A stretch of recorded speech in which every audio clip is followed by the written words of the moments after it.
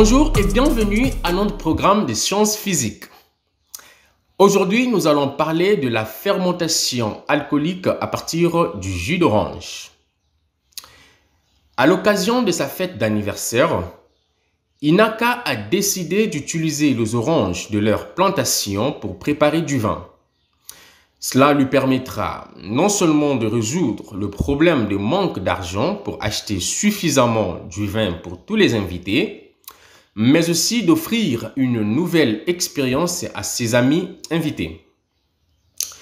La production du vin à partir du jus d'orange est possible grâce à la fermentation alcoolique.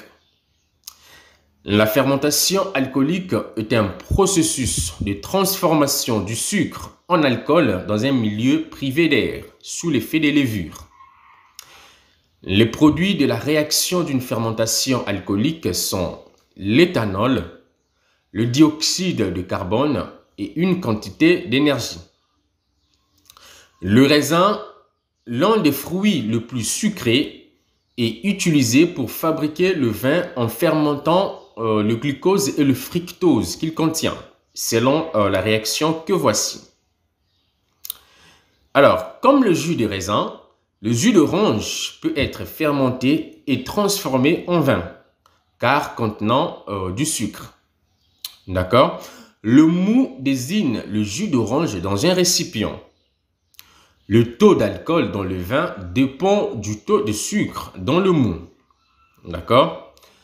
Alors, pour fermenter le jus d'orange, il faut le mélanger avec l'eau, le sucre, le tanin, la levure alimentaire et la levure des vins.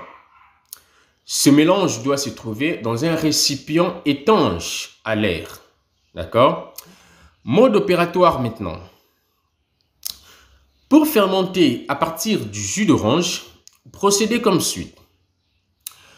Faites bouillir 2 litres d'eau dans une casserole. Bon, bien évidemment, nous avons ici pris un exemple de volume. Après, cela dépendra du volume des vins que vous souhaiterez obtenir. Et les proportions des éléments du mélange en dépendront, bien sûr. Puis, épluchez 1,8 kg d'orange surmûrie. Et là, sachez que la teneur en sucre du fruit dépend de sa maturité. D'accord? Un fruit surmûri augmentera donc naturellement sa teneur en sucre par évaporation d'une partie de son eau. Et pendant l'épluchage, enlevez autant de blanc que possible. D'accord? Puis liquéfiez le segment d'orange afin d'obtenir du jus.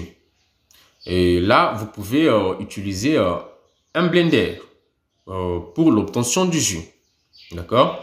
Puis mélangez jus d'orange, 1,36 g de sucre, un quart de cuillère de tanin et 1 cuillère de levure alimentaire. Versez de l'eau bouillante et remuez jusqu'à ce que le sucre fonde complètement. D'accord? Puis couvrez le mélange et laissez refroidir à température ambiante. D'accord? Puis ajoutez la levure des vins lorsque le mélange atteint 70 degrés Fahrenheit. Vous pouvez utiliser un thermomètre pour aliments pour vérifier la température. D'accord? Et enfin, couvrez et attendez 7 à 10 jours pour que les oranges fermentent.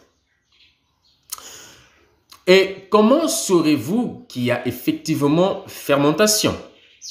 Alors, la fermentation se constate par dégagement de CO2, bouillonnement du mou, augmentation de la température, changement de couleur du mou, changement de saveur et diminution de la densité du liquide. D'accord? Alors, pour récupérer le vin après fermentation, vous pouvez faire passer le mélange à travers un sac en nylon et presser pour récupérer le maximum du liquide.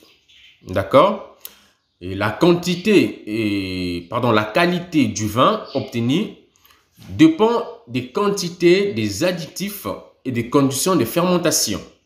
C'est pourquoi il est recommandé de faire plusieurs expériences en variant certains paramètres. Par exemple, la quantité de sucre à ajouter. Et puis, apprécier les résultats. D'accord? Voilà, c'est tout pour cette capsule sur la fermentation alcoolique à partir du jus d'orange. Au revoir.